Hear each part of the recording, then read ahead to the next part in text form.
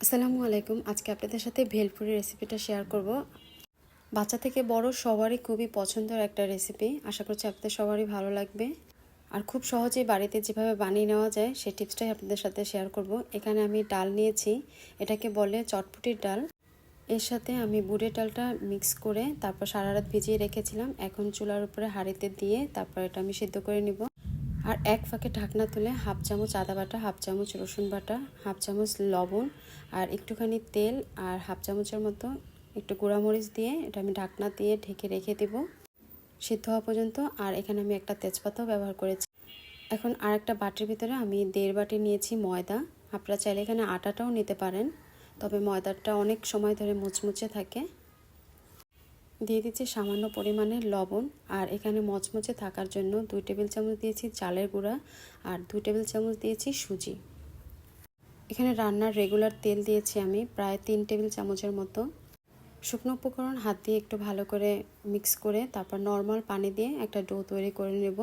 খুব বেশি যে নরম আবার একেবারে যে শক্ত সেরকম না, মোটামুটি আমরা যেরকম করে রেগুলার রুটি বানাই ঠিক সেরকমই একটা ডো তৈরি করে নেব। তারপর অল্প অল্প পানি দিয়ে সেই ডোটা তৈরি করে নেব। তো ডোটা আমার মাখা হয়ে গেছে, এখন এটা আমি রেস্টে রেখে দিব। আর এরই ফাঁকে বাসায় আমি একটা মশলা করে নেব। আর এর জন্য এখানে প্রথমে শুকনো মরিচ নিয়েছি 3-4টা। আর তারপরে দিয়ে দিচ্ছি এখানে আমি জিরা 1 চামচ, তারপরে মৌরি দিয়েছি 1 চামচের মতন। আর তারপরে দিয়েছি এখানে 5 ফোড়ন হাফ চামচের মতো। 5 ফোড়নটা কম দিলেই ভালো, নাহলে তিতা লাগবে। আর কয়েক টুকরা এলাচ আর 1 টুকরা দারচিনি দিয়েছি। আর এটা হচ্ছে মোস্ট ইম্পর্ট্যান্ট একটা মশলা, এটাকে সস বলে। আর এই সসটা থেকে খুবই পাওয়ারফুল একটা সেন্ট আসে। আর দিয়ে দিচ্ছি 1 চামচ গোটা ধনিয়া, কোনো রকম তেল ছাড়া শুকনো খোলা এটা আমি টেলে নিব। তারপর এটা মিক্সিং জারে আমি গুঁড়ো করে নিব। আমি যে ময়দাটা ডোটা মেখে রেখে দিয়েছিলাম ঢাকনা দিয়ে, সেটা তুলে আমি আরেকটু ভালো করে মথে নেব। এই পর্যায়ে কিন্তু খুবই সফট হয়ে আছে ময়দাটা। তো আমি হাতে একটু শুকনো ময়দা নিয়ে তারপরে এই ডোটা করে নিয়েছি, এখান থেকে লেচি কেটে তারপর রুটি তৈরি করে নিচ্ছি। তো প্রথমে 2টা রুটি তৈরি করে নিচ্ছি। একটা রুটির উপরে তেল দিয়ে তার উপরে আমি ময়দাটা ছিটিয়ে দিয়েছি। আর এভাবে করলে পরে খুবই ফুলকো হবে আপনার এই ভেলপুরিটা। এখন এর উপরে আর একটা রুটি খুব সুন্দর করে মিশিয়ে দিয়ে তারপর আবারও বেলুন দিয়ে বেলে নেব। আর আমার মতো করে এই পদ্ধতিতে বাসা বানিয়ে দেখবেন যে খুবই সুন্দরভাবে ফুলবে আর আপনার বানাতেও ভালো লাগবে। তারপর আমি একটা গ্লাসের সাহায্যে গোল গোল করে কেটে নিচ্ছি। আপনারা যে কোনো ধরনের মুখা, বয়মের মুখা হোক, কুকি কাটার হোক, যেটা ইচ্ছা সেটা দিয়ে কিন্তু এভাবে করে কেটে নিতে পারবেন। তেল আর ময়দাটা দেওয়ার কারণে এটা আর কি নো ফেল, একদম ফুলকো হবেই হবে, এটা আপনাদের সাথে আমি গ্যারান্টি দিয়ে বলতে পারি। তারপর তেল দিয়ে নিয়েছি। তেলটা যখন গরম হয়ে এসেছে তখন আমি একটা একটা করে ভেলপুরিটা দিয়ে দিলাম। আর এটা দেওয়ার কিছুক্ষণের মধ্যেই দেখুন যে কীরকমভাবে ফুটবলের মতো আর কি ফুলে উঠেছে। আর এই ভেলপুরিটা কিছুক্ষণ সংরক্ষণ করতে চাইলে অবশ্যই কিন্তু একটু ডার্ক করে আর কি ভেজে নিতে হবে। তারপরে এপিট ওপিট উল্টে পাল্টে ভেজে নিতে হবে। চুলার আঁচটা মিডিয়ামে রেখে তারপর এটা ভাজতে হবে।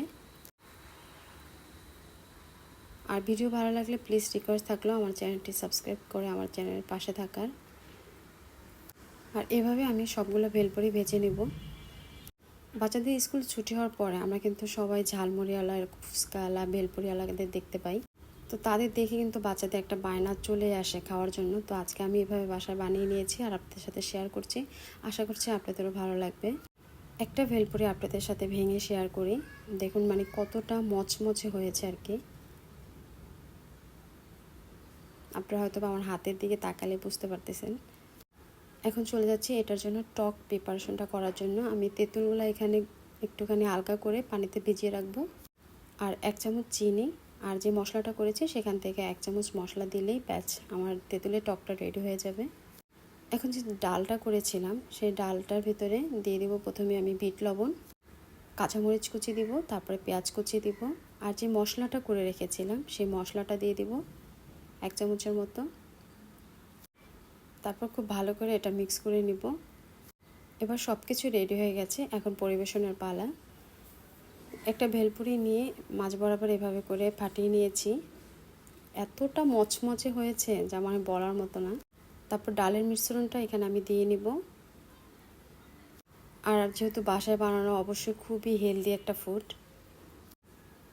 তারপর সবগুলোর ভিতরে এভাবে ডালটা দিয়ে নিয়েছি। আর উপর থেকে এখন আমি গাজর কুচি, শসা কুচি, আপনারা চাইলে ধনিয়া পাতাও দিতে পারেন, টমেটো কুচিও দিতে পারেন, মানে যার কাছে যেটা আছে ঠিক সেটা দিয়ে পরিবেশন করা যায়। তারপরে যে তেঁতুলের টকটা রেডি করেছি সেই টকটা উপরে উপরে একটু একটু করে দিয়ে দিব। ব্যাস তৈরি হয়ে গেল ভেলপুরি।